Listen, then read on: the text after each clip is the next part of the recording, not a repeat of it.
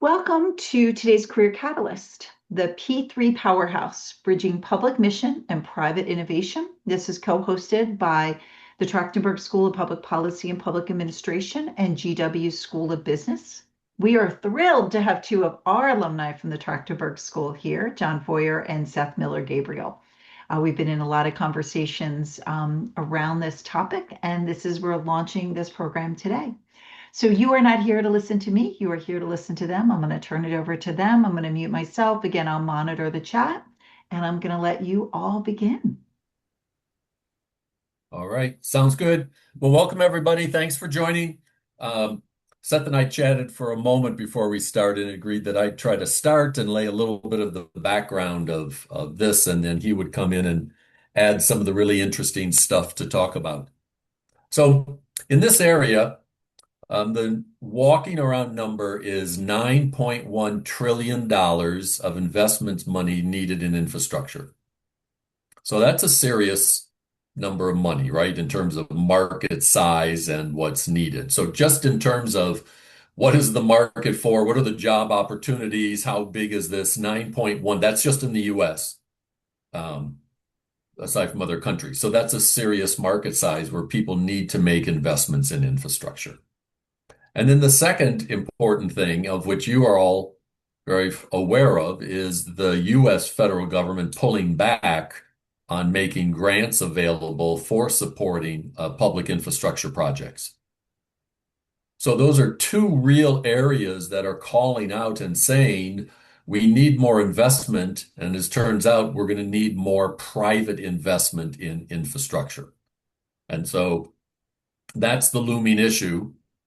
Now, the good news about that is that there is plenty of private capital out there in order to invest. There's no shortage of private capital in funds and being invested for good projects that give a reasonable return and well managed when you design them and put out an RFP or when you call for them. So that's not the issue. You don't have to worry about that. And the other good news is that there's roughly 35, depending on how you're counting, 40 years of experience in delivering public infrastructure using private capital. Sometimes it's 100% private capital all on its own. Sometimes it's a mix of public and private, what some people call blended financing. So we know exactly how to do it. We know how to do it well, and we know when it's done really poorly.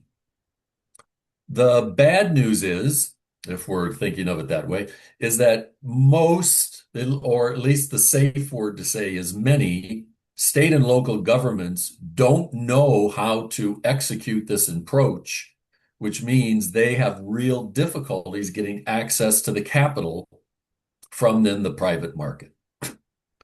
And so if because of this role of the federal government, I mean, most of the infrastructure projects, vast majority are done at the state and local level, right? Aside from whatever the federal government might do. So it relies on the states and the counties and the cities and municipalities in order to put together these projects and budget them and then do a procurement that would involve, if they were looking for the private sector involvement. And I think it's fair to say that's just a weak component within our government system. So, but that same bad news, I would say, since they really say they don't know how, is that if you're interested in the area of public-private partnerships and in infrastructure and in these arrangements, the good news is then there is a great need for people who do actually know how to do it, who know how to put these deals together, who understands how the private sector thinks, what it means to have private capital. It's very different realm than when you're just dealing with public capital, right?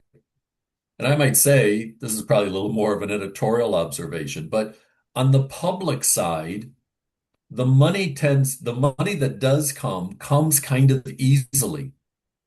It's often through some kind of a bond and municipal bonds, and then you just spend it, and then you hope you have enough tax collections or other fees that you can pay it back.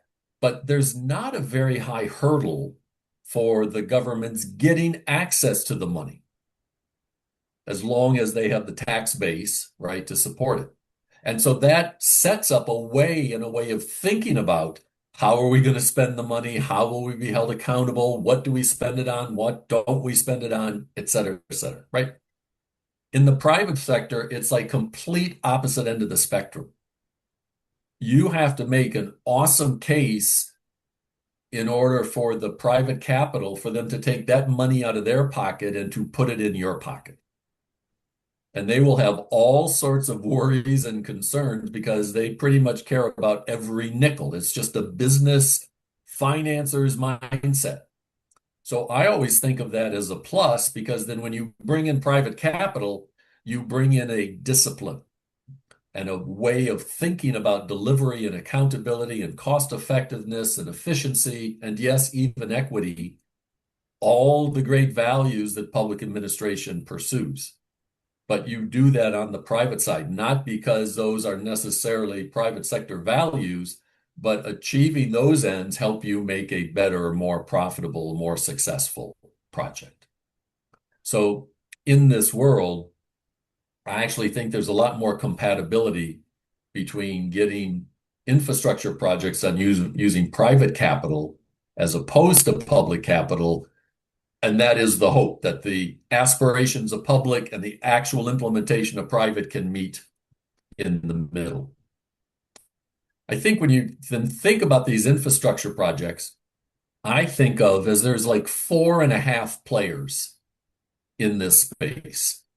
And that then, of course, kind of influences like, well, if I got smart in this area, if I was into like, who would I work for? Right? Like, who would hire me or who's doing the work? So, of course, the first one is what we would say are the owners. Who owns the property? Or if you're doing a rehab, who owns the facility? Who owns the road? Right? And that's generally government, state and local governments. And they need to understand how you can get access, whether it's for a new facility or doing an operation and maintenance contract, for bringing that private capital out there. That again, just to underscore, because many times people hear it, but they don't believe it, the availability of the money is not a problem. That's a public sector problem. When the legislature is not willing to allocate and appropriate enough funds to meet whatever your goals are. There's just stacks of money sitting out there looking for projects. So that's not a need. So if you're the owner, you need to have the skill set in order to understand how to carry out these procurements so then you can get access to the money. The second group, of course, are the developers, right? The ones who come in and do the design, do the construction, and then many times do the O&M operation and maintenance afterwards. And those are big companies doing big projects, and they need expertise. And even if you're thinking, well, I'm not a strict finance person or number cruncher person, they need business relationship. They need to talk to the government. They need to understand the political policy environment where they work. A third group are the finance teams, right? Those that actually provide the capital, structure the deal, and finance it. But again, while those are a little more looking for financial analysis skills, and Seth can talk a little more about some of these differentiations, these groups also need people who can talk to governments, talk to stakeholders, understand what's going on the ground, right? In order to try to get the projects done. The fourth one are the advisors, then who have a business of advising all of these three different people at different ways or in different levels, because they don't always have the in-house expertise and they bring outside experts to do it. And the half, finally, is impact investors. Because impact investors are looking for projects that have not only social, environmental returns, but also have a good financial impact. There are some impact investors that only tend to do what we would call concessional finance. And they just believe people need services and you're working on a project. Maybe Seth and I can talk about the DC Green River Taxi that we're working on. You care about what are the social and environmental impacts that come along with that project. You need to. And even if you're in that project and you yourself don't have a heart, you have to be able to speak to the stakeholders and the city council and other developers who realize this is just mixed into the blend. So you have to pay attention. And impact investors can be a source of capital who also then would want to pay for those social environmental impacts. Seth and I have come up with the term wraparound P3s. I don't know if it's the best term, but it's a way of kind of pointing out that there are facilities and classic infrastructure to be built, and that can be done by institutional investors. But when it comes to the social and environmental consequences, you could also bring in some impact investors, partner them up, and make the project work for both. So those are the points I wanted to talk about. I think I'll make sure I pause, Denise, just in case there's any questions on something I said or something wasn't also clear. If not, then I'll just turn it over to Seth and let him talk a little more about what's actually going on the ground day to day in this space. So if anyone has any questions here, there's nothing in the chat, but if anyone has questions, feel free to ask it now. And then if not, we'll turn it over to Seth. Looks like we're good. Okay. Thanks. All right, Denise, thank you so much. And John, thank you as always. And to everyone in the audience, thank you for being here. Anyone listening to this later on.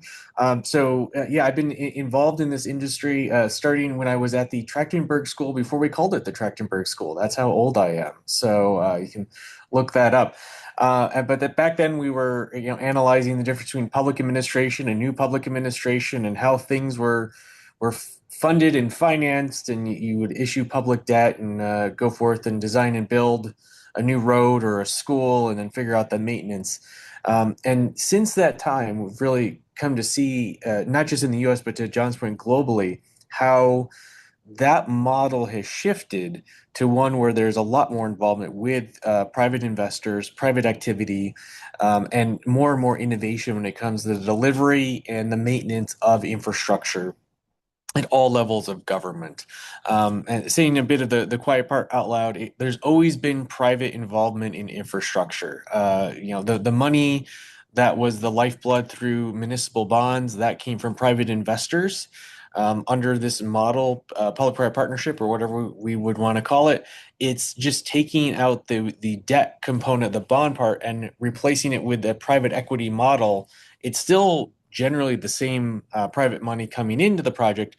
All we've done is add some accountability and a partnership, really that last P, the partnership, to that relationship. So it's now just not just a passive investor investing in a city or a county or a state and hoping that city, county, or state uses that capital in a prudent, responsible way, but having investors now invested in a particular project in one of those jurisdictions and having some not authority, but ability to guide that project, and really some accountability. If that project fails, there's negative repercussions back to the investor. So they're going to be more involved and more invested in the success of the project.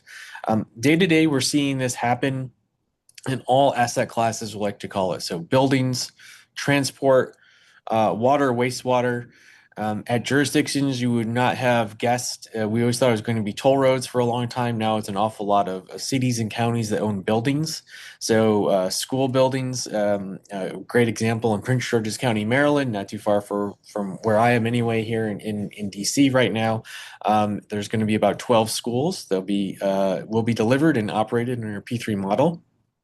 We're seeing this at city halls all over the country, courthouses, an increased interest in water and wastewater, where these systems have been underfunded, undermaintained for decades, and the bill has come due. And we're trying to find more innovative ways of doing it.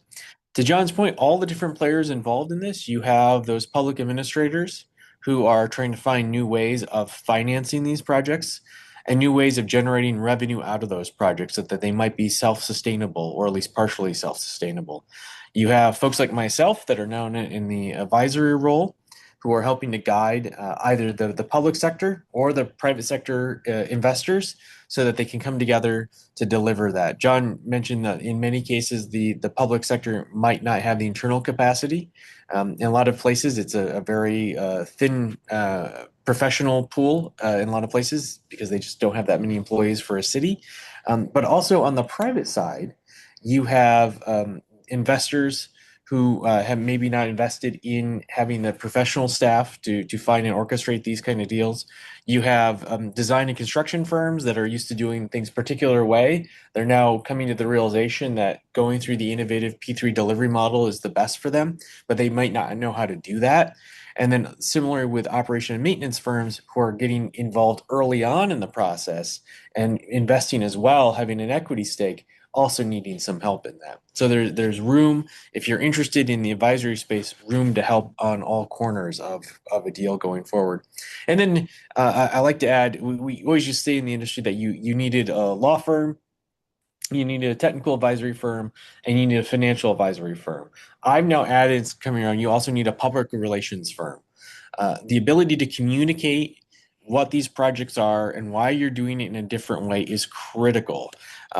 A lot of times, your typical resident may not care all that much about infrastructure, and that's fine. Not everyone has to be as cool as we are here, thinking about infrastructure all the time. They have other things they're doing, and it's great. We need it, but they do get very involved when it's their child's school, or when it's their street or the road that they drive on all the time. And so having someone who can effectively communicate with the community, getting to where they are, that is critical to these projects because really, if you are in a situation where you have to issue some sort of public debt, in many cases, there's a vote for that. If you're in a situation where an elected official has to take a vote, either to go down this pathway or not, there's going to be influences and discussion there. So having someone who can help articulate that is really critical. Going back to both the public and the private sector, a lot of cities or construction firms, they're not professional public relations teams. They need the help. So there's really something there. If you're very interested in communication, there's a way to do it. And so there's all sorts of opportunities there. The organizations that need to understand this the most right now, I would say, if you are in a particular track, your education, where you might want to end up in a budget office, this is becoming more and more important to those budget offices where they have been used to having a capital budget where you issue debt over, you look at a 5-year plan. Okay, we're going to issue general obligation bonds or revenue bonds, and we're going to go that way. It's now changing that mindset to, okay, we now have a 30-year agreement under this public-private partnership. I need to make sure that I have this money going forward, hopefully with not too much inflation in there, but how are we going to pay for that? And that's the baseline. So changing that mindset. And then on the revenue side, in many cases, you take what has been an operational cost or just a operational budget item, and now it's being shifted somewhat over to that capital budget because it's now part of that availability payment that you are making. So helping that office. So if you're interested in being in a budget office, this I would submit is going to become an increasingly large part of what your day-to-day job will be. Similar to policy shops within all governments, you always have someone doing policy. How do you work on that? How do you move infrastructure forward? And then also in the delivery part of it. So if you are someone who wants to go work in the police, fire, public works department of any city or county out there, I would imagine over the course of your career, you're going to see an increasing amount of innovative project delivery or P3s coming into your daily life. So that police station now, that fire station, increasingly will be delivered hand in hand with someone in the private sector doing it and possibly taking on the maintenance. And that changes the mindset of how you as the public administrator are going to make sure that works out. So I'll pause there for any questions, and then John and I can get into talking about some fun stuff about how all the assumptions I had going into this have changed since now AI is everywhere, and how that's changed what we're doing. Seth, that's great. I'm just going to underscore two things that Seth said, and then if you have any questions. That all of this conversation, I think, pivots around the idea that there are innovations that can be brought to a project that will improve the service delivery and will reduce the cost of that delivery. But when you do business as usual with government entities, partially we mentioned a knowledge base, partially if any of you have worked or are working in a government or not-for-profit organization, I don't have to say anything more about it, right? It's just how things work. But in order to get that innovation moved into it, that's when you need to have the private sector push of we're not doing this unless we're able to make a profit. And we want to do innovations because that's the pathway you get to reducing costs and improving services and doing really better. So that's the one point to keep in mind. A lot of this really is a classic public administration reform that is trying to improve how services are delivered to people. And it's by changing the financing mechanisms, you can change the behavior. And then the second one is the communications. As emphatic as Seth was, I would want to ramp that up even more. I mean, it's just in this day and age, so many potential projects that are needed clearly, right? Like there's been an underinvestment and we need to make up for it that's poor performing or it's something new. You're likely to run into protests of some kind, some way. And that's not making any comment on the people who are protesting. They get to, that's their right, they have their issues. But if you're not prepared for that, and all you can say is, yeah, but it's better, or yeah, it's cheaper, it's not going to move. So I do think coming through with a public administration degree, appreciating the policy realms, the governmental realms, how people communicate or don't is an asset because you're going to have to speak to them. And many times people in the private sector don't know how to speak to them. They know how to speak private sector and private management. They do not know how to speak public management and advocacy. And the opposite, right? People who are big on advocacy have very little to say interesting about the private sector because they just don't know, most of them. So there is that bridge to be filled, and it's a really, really important one. So. And John, I'll go on that. I spend most of my job translating between public sector and private sector. That's pretty much what I do. And it's very interesting how this has all evolved where, 20 years ago, 30 years ago, there was this kind of clear line between the public and the private. And if you were in the public sector, you didn't want any of the evil private sector polluting what you had, your facility. Down to that, if there's still the case today, if you've used tax-exempt bonding for a facility, either in construction or maintenance, you can only have 5% of the square footage of that facility for private activity, which has made things as simple as installing charging stations for electric vehicles very difficult in some places. Because it takes up too much square footage. So you have a policy goal hitting a financial regulation and this dissonance between the two. Similarly, on the private side, there was hesitation on the private side of, oh boy, I don't want to invest in anything in the public sector. They don't know what they're doing. They hate to make a profit. Well, I will tell you, we no longer have the luxury of having a public versus private sector. The only way we're going to survive is if we're all working together, and that's just the reality of it. And the sooner we accept that and move on and say, all right, we need to figure out if you're on the private side, if you're the public administrator, the public works, and you have parking garages or a city manager, that you can no longer look at a public building and say, you know what, maybe we'll put a coffee shop in there that we subsidize. Well, no one has money for that anymore.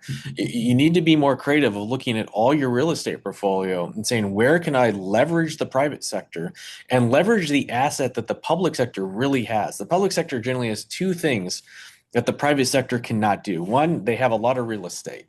Most cities and counties own a lot of real estate. Sometimes they don't even know where it is, and they don't utilize it. And two, they can aggregate people. So where you put that rapid transit center matters a lot. Where you put a school or an office building, that matters in real economic terms. And so realizing that the public sector has that economic power and that they can go to the private sector, say, all right, we can work together to generate new economic activity. That's where the future growth is going to be, especially at the local level. I will also submit one thing that there tends to be in the public sector space two attitudes that's go on. One is the first one I mentioned of, the private sector, we don't want to talk to them. Oh, we don't. Or two, more of a well, why would the private sector ever want to come to my city? Fill in the blank. Like, we don't have anything going on. They would never be interested. Neither of those are true. A well-developed project is going to attract private interest, and the public sector is not without agency in that relationship. It really needs to be a meeting of equals. So, as John said, having that communication, realizing the value of what everyone has, and everyone can go forward, and we can actually get what we need in terms of better infrastructure. Because if you anyone who's noticed, if you use a road or a public building or an airport ever, things we could do a lot better. Let's just say we could do a lot better, and we're going to have to all work together to do a lot better. John? Yep. Well said. Well said. Yep. Oh, yeah. So, yeah, Denise, any questions? Yeah, I'd love to use this as an opportunity. Does anyone have any questions here? Chance for you to ask any and all questions. Yeah, I have a question.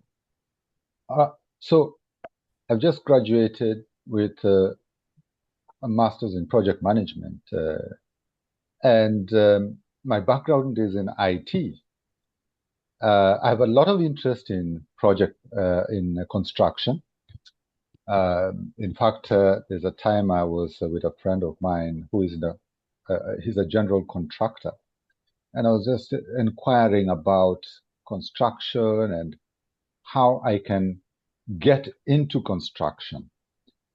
So, and he said it's a difficult area to get into, and it's not a walk in the park.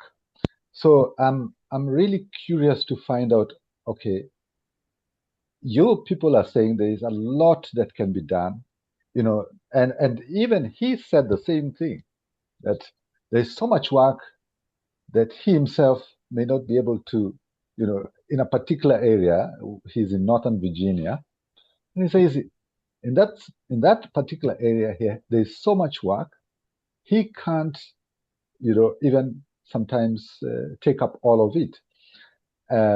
But then he says it's a difficult area to get into. And then, there's a time I was talking to him, or I met him, and he was calling up his friends to find out if they could.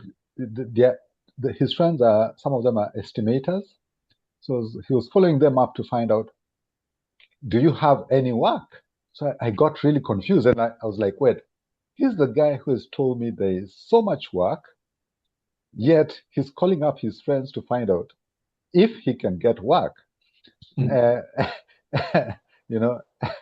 And he's in the business of renovations and remodeling, of facilities. So I'm really unsure at this point in time, as to whether there is really. I mean, it may look so good from the outside that there's a lot, but probably when I get into it, I may be stuck. Yeah, so I don't know. Maybe you can guide me first on what are the first steps I need to take so that I can understand the business and get into it.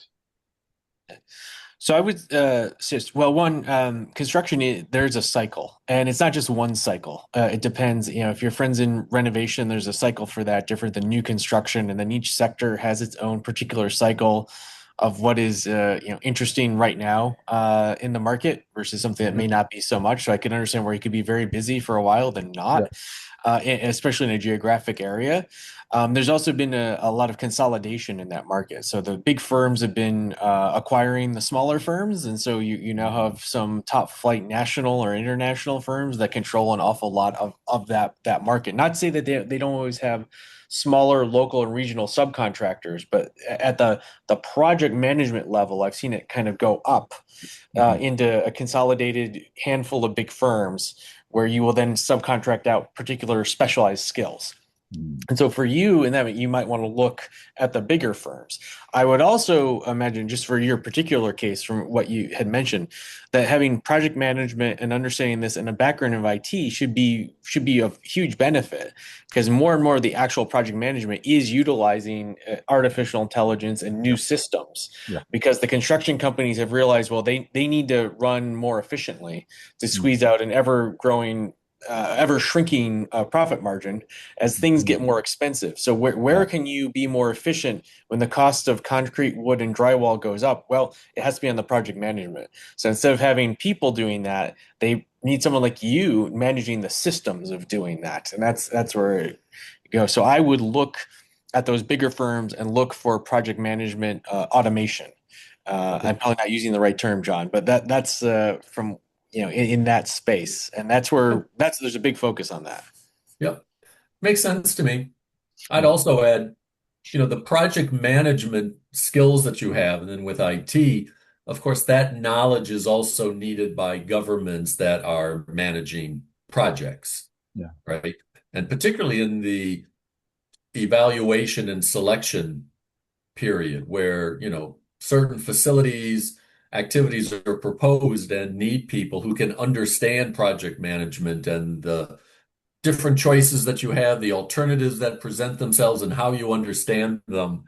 Because otherwise, the bidding team is going to make a lot of claims and a lot of assertions. And if you don't have someone that understands project management, they just may not be able to evaluate it, Mm. properly.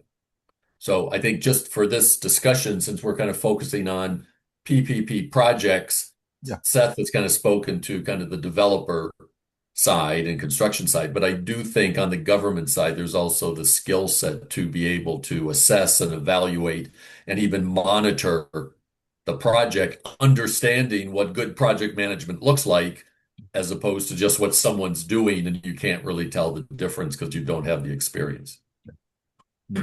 Yeah. Thank you. Yeah. Yeah, Okay. of course.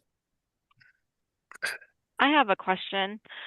So you mentioned how AI is impacting the work in this field. I was wondering if you could touch more on that and what kind of guesses you have on how it's going to shape in the future.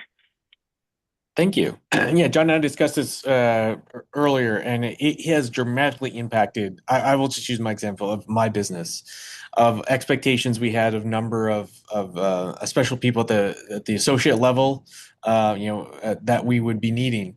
And it has changed in the last 2 years, even. The acceleration of the adoption and utilization of artificial intelligence in the professional services market is just crazy. And that scares an awful lot of people, especially myself. As I mentioned, I'm old. So going back to when I was at the school, but it is really starting to become a tool where if you have the right professionals understand what you're doing, it is fantastic for the first draft of PowerPoint presentations. We have some folks that can make it do Excel in quite amazing ways.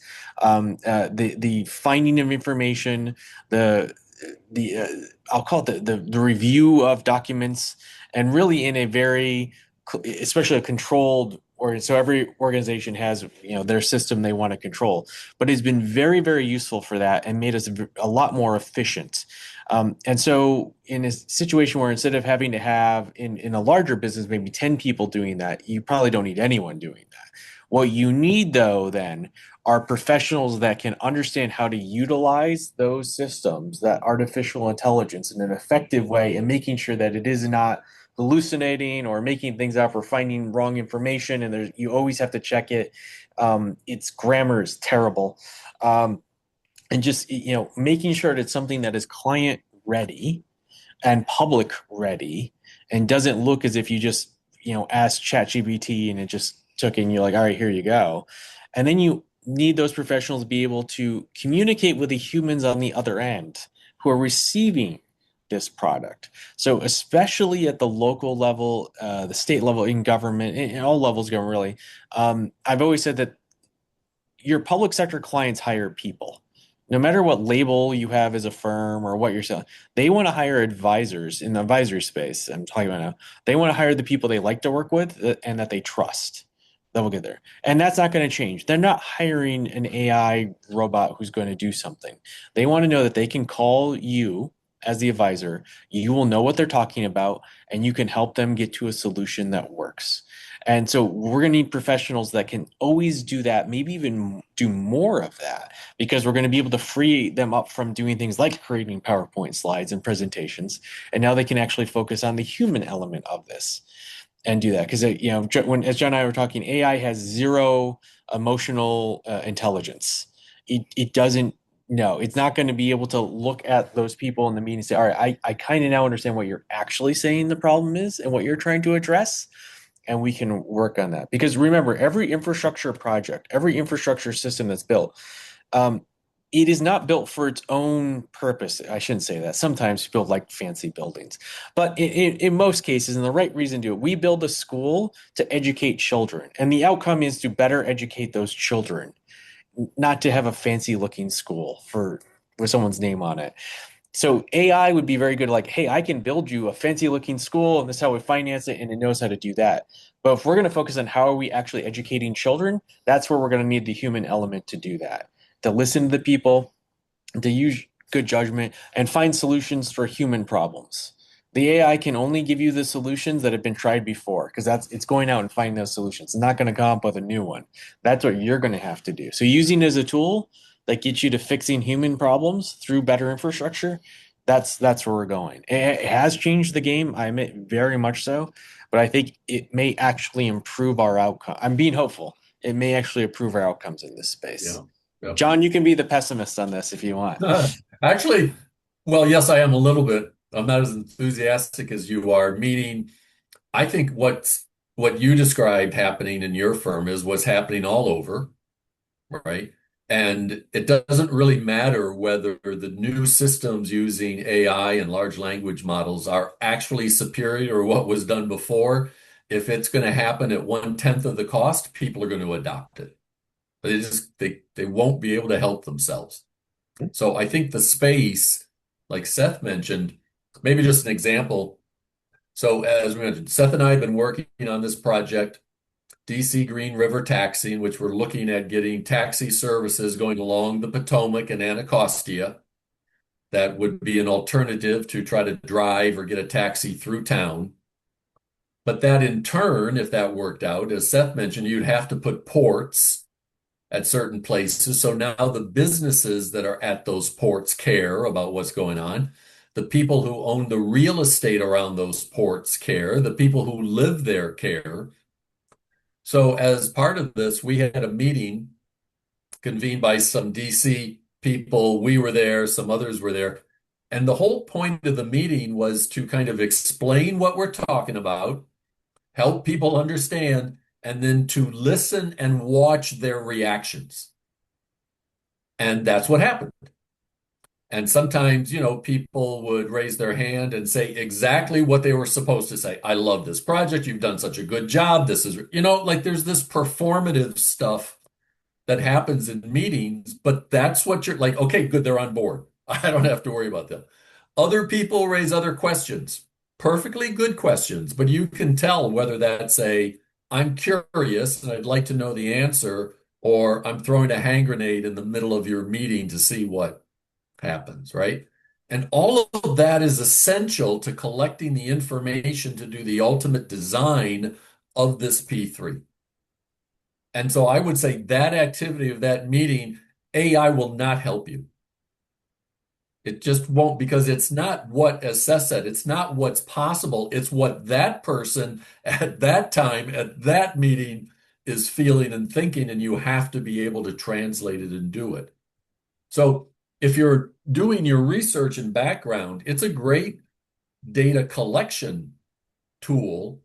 It doesn't mean that what it finds is good. It's like anyone else doing research, right? It doesn't mean that everything they found and reported is actually accurate. Maybe the researcher went to the library, pulled the book down, and just didn't understand what they were reading and drew wrong. So there's always going to be errors, but it is helpful to sweep up. And the better you can communicate with it, the better it will bring you what you want. But it's just one step. My pessimism from Seth's part is that it's going to be a fight to stop people just from taking it and saying, good, I'm like on TV, right? When they run the commercials, it's like, oh, good, I'm done. Here's my boss. I'm going golfing. It will be difficult not to have people do it, and you'll need a good answer to be able to say why it's worth spending more time and how it brings value to the organization. But that is, in fact, the truth.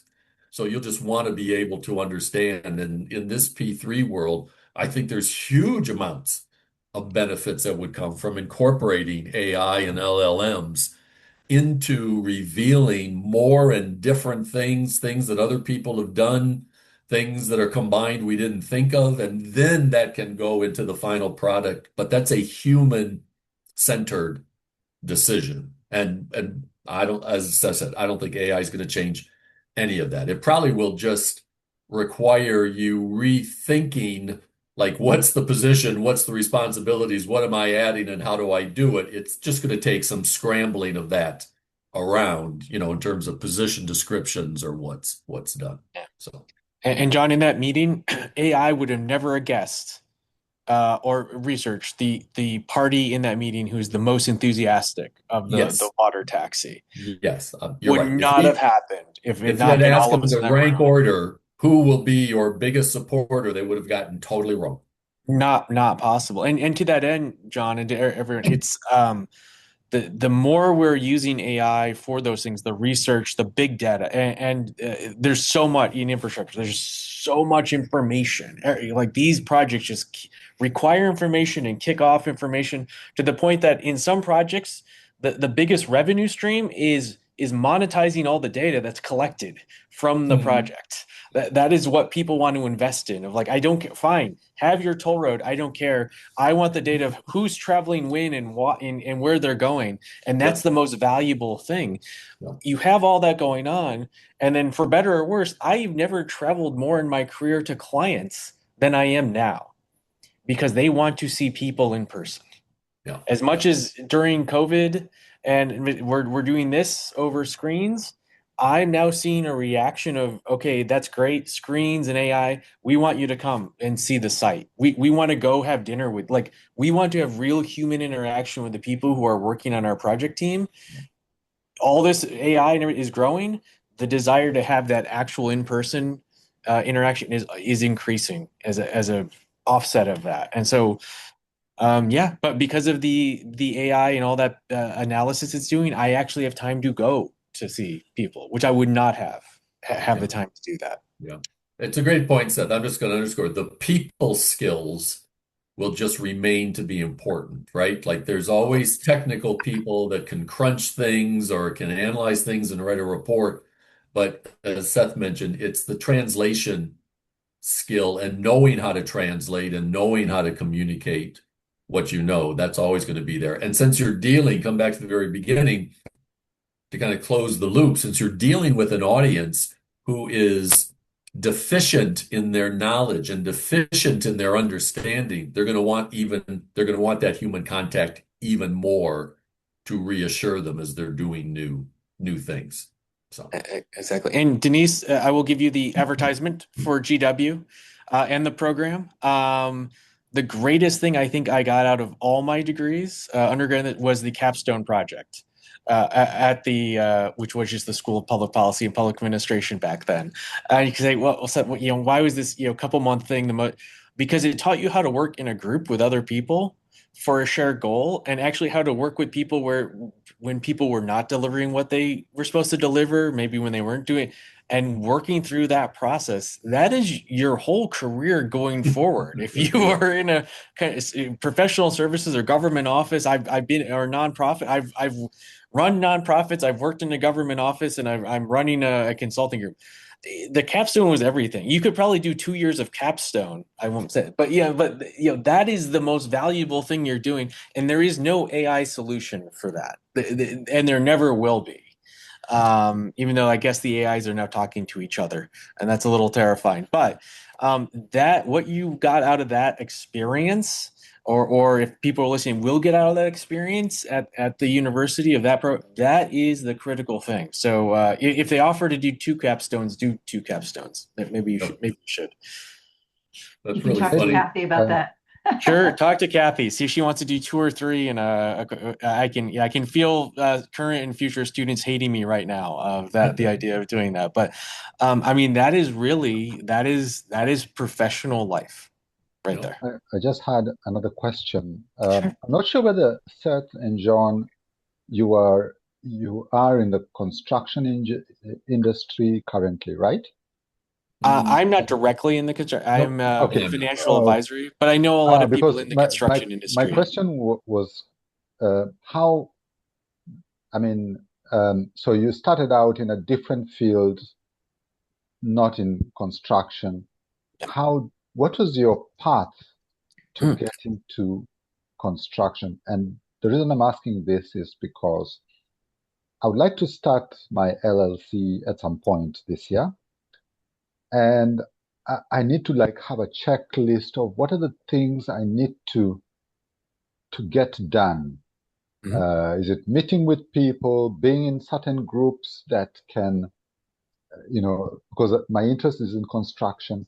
Do I Mhm. need to be with certain groups of people who can kind of I can relate with and build a network? So those are the kinds of things I'm looking for Yeah. I as have I'm a listening to you suggestion, guys. Seth. And Denise, maybe you could do it together. I think your questions, Jude, are, obviously what's on your mind and are very specific, but I'm not sure Seth and I in this setting, but maybe Seth and I could put our heads together and think if there's a person that we know Mhm. who is doing construction and part of it, and maybe because of a GW Trachtenberg network, you might be able to ask them. I'm sure they'd be able to give you more practical, useful. Jude is actually from the business school. Yeah, I'm from the business school. Oh, okay. So I'm Well, then let thinking, me do it. Let me do it that way then, Yeah. and see. And, I'll make and I'll make a note. yeah, and John, let me know. Jude, very happy to help. Okay. Work Yeah. through the Thanks. business school, but if you and between John and Denise, you could get to me. Yep. I have some ideas of some organizations and maybe some individuals you might want to speak to. That's yeah. So, great. And I'm just Yeah. thinking about yourselves. You're in public-private partnerships, consultancy, and it seems like an area for me that would fit very well. Mhm. Not probably directly into hands-on construction, Mhm. but as you mentioned, AI.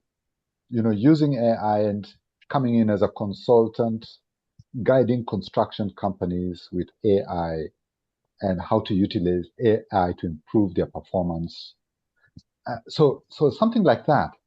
Okay. Yeah, So absolutely. Yeah, there's a Okay. there's a whole category of technical advisory firms, mhm, and I think that's where you're kind of yeah, getting to. yeah, And so we'll work with John and Denise, and I can definitely give you a list of those firms, and if I know any professionals there, because it is